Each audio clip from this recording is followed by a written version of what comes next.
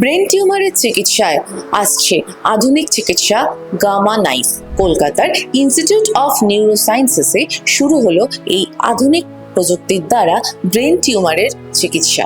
Brain টিউমারের ক্ষেত্রে operation ছাড়াই এই প্রযুক্তি দিয়ে নাকি টিউমার রিমুভ করে দেওয়া সম্ভব, তাও আবার যেদিন পেশেন্ট আসবে সেদিনই বাড়ি ফিরে যেতে পারবেন। খুব হাই এনার্জি রেডিয়েশন থেরাপি দিয়ে আমরা পেশেন্টদের ট্রিটমেন্ট করছি। গামা মানে গামা রেজ, আর নাইফটা মানে নাইফ লাইক প্রেসিশন, এই জন্য আমরা প্রযুক্তিটাকে গামা নাইফ থেরাপি বলে থাকি। এখানে আমরা ট্রিটমেন্ট বলতে শুধুমাত্র ব্রেন টিউমার্স এবং ছোট brain tumour, critically located brain tumours যেখানে অপারেশন করলে হয়তো আউটকামটা খুব খারাপ হতে পারে বা পেশেন্টের পোস্ট অপারেটিভ মরবিডিটি বা হসপিটাল স্টে অনেকটা বেশি হতে পারে, ওইটাকে আমরা কমপ্লিটলি এই প্রযুক্তির দ্বারা কিন্তু আমরা অ্যাভয়েড করতে পারছি। ব্রেন টিউমার ছাড়া কিছু বিনাইন ব্রেন ডিজিজ আছে যেগুলো অনেক ক্রিটিক্যাল লোকেশনে থাকে, যেখানে আমরা ইউজুয়ালি প্রেফার করি অপারেট না করতে। ওই কেসেসগুলোতে আমরা গামা নাইফটা ইউজ করতে পারি। তাছাড়া অনেক রকমের কন্ডিশন, ফাংশনাল কন্ডিশন যেরকম ট্রাইজেমিনাল নিউরালজিয়া, তারপর অনেক এভিএম আর্টেরিওভেনাস ম্যালফরমেশন, ওইসব প্রযুক্তিগুলো, ওইসব রোগগুলোতে কিন্তু আমরা গামা নাইফের দ্বারা ট্রিটমেন্ট করতে পারি। এবং অনেক রকমের মুভমেন্ট ডিসঅর্ডার্স এবং এপিলেপসিতেও আমাদের গামা নাইফের এখন ইউজেসটা অনেক দিন দিন বাড়ছে। আমাদের খুলির যে হাড়গুলো আছে, হাড়েরকে আমরা স্কাল বেস বলে থাকি, ওই স্কাল বেসের কিছু রোগের মধ্যেও কিন্তু আমাদের গামা নাইফ ইউজ করতে পারি। তো গামা নাইফ অর্থাৎ গামা মানে গামা রেডিয়েশন এবং নাইফ মানে নাইফ লাইক প্রেসিশন। তো গামা রেডিয়েশনটা আসছে আপনার 192 কোবাল্ট সোর্সেস, যেটা এই গ্যান্টেটের ভেতরে হাউসড রয়েছে অ্যাক্রস ডিফারেন্ট কোঅর্ডিনেটস। এইখানে রয়েছে পেশেন্ট কাউচ এবং এটা হচ্ছে স্টিরিওট্যাকটিক সিবিসিটি। এই মেশিনটা হচ্ছে ইলেকট্রার ইস্প্রি মেশিন, যেটা 5th জেনারেশন মেশিন। পুরো ভারতবর্ষে এটা হচ্ছে 3rd ইস্প্রি মেশিন। এছাড়া 7টি সেন্টারে গামা নাইফে অলরেডি ট্রিটমেন্ট হচ্ছে। We are the 8th centre, the first one in eastern India. তো এইটার মধ্যে আপনারা দেখবেন যে একটা স্টিরিওট্যাকটিক সিবিসিটি নিয়ে পেশেন্টের আমরা রেফারেন্স ইমেজেস নিয়ে নিই, পেশেন্টকে অন্য কোথাও যেতে হয় না। আগে থেকে এমআরআই করে নেওয়ার পর ওই রেফারেন্স ইমেজের সাথে ম্যাচ করে আমরা আমাদের ট্রিটমেন্ট প্রোগ্রামিং প্ল্যানিং করে পেশেন্টকে ট্রিটমেন্ট করি।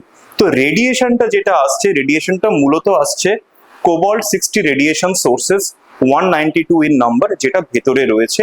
পুরোটা আমরা রিমোটলি আমরা অপারেট করছি এবং এইটা থেকে দেখা গেছে যে আমাদের পুরোপুরি নাইফ লাইক প্রেসিশন আমরা পাচ্ছি with this 192 cobalt 60 sources.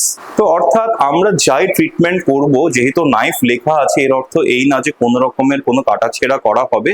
Knife মানে আমরা নাইফ লাইক প্রেসিশনে রেডিয়েশন দিয়ে ট্রিটমেন্ট করব, যেখানে 2-3 ঘন্টার মধ্যে পেশেন্ট এসে সব ট্রিটমেন্ট করে সেম ডে ডিসচার্জ হয়ে যাবে। এ থাকে একটা বেসিক্যালি ফ্রেম, যেকে বলে ভেন্টেজ ফ্রেম। এটা একটা অ্যাডভান্সড ফ্রেম সিস্টেম। এই ফ্রেম পেশেন্টের মাথায় ফিক্স করা যায়। মাথায় ফিক্স করলে ওনাকে তারপরে স্ক্যানে পাঠানো যায়। ফ্রেম দিয়ে স্ক্যান করলে একটা 3D ম্যাপ রেডি হয়ে যায়। ওটা 3D ম্যাপ আমার এখানে সিস্টেমে এসেছে।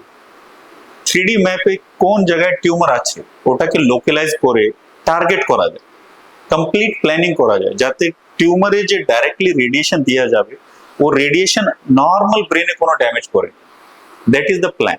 কিছু কিছু পেশেন্ট থাকে যে আলাদা স্টেটে আলাদা এরিয়াতে অপারেট হয়ে যায়, কিন্তু দেখা যাচ্ছে কি ওনার টিউমার কমপ্লিটলি এক্সাইজ হলো না, টিউমার থেকে গেল।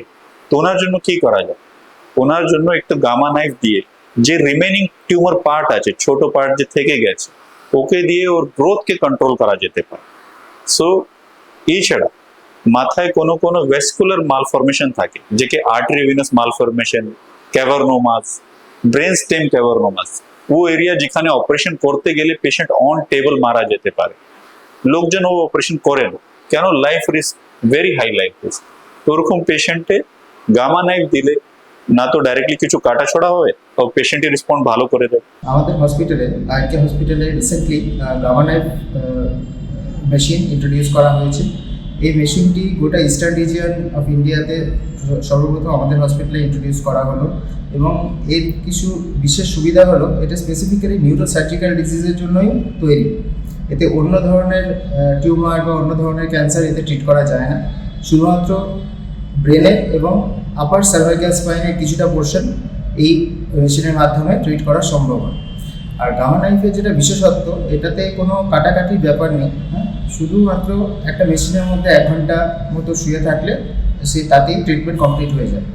এটাই বিশেষত্ব, এবং উইদাউট এনি ইনসিশন এই ট্রিটমেন্ট সম্ভব হয়।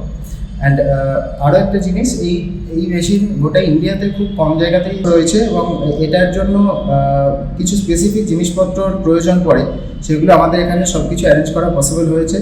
এবং আশা করা যায় ইন ফিউচার আমরা অনেক পেশেন্টকে গোটা পূর্ব ভারতের এবং উত্তর পূর্ব ভারতের সমস্ত পেশেন্টদের আমরা এই ট্রিটমেন্ট দিতে সম্ভব হবে। আর এর যে সুবিধা হচ্ছে, এটা ডে কেয়ার বেসিসে ট্রিটমেন্ট পসিবল হয়। এতে দিনে দিনে আমরা অ্যাডমিশন করে ট্রিটমেন্ট কমপ্লিট করে সেই দিনেই ছুটি করতে পারি পেশেন্টকে, এবং পেশেন্টের কোনো এক্সট্রা হসপিটাল স্টেও করতে হয় না। এটার বিশেষত্ব।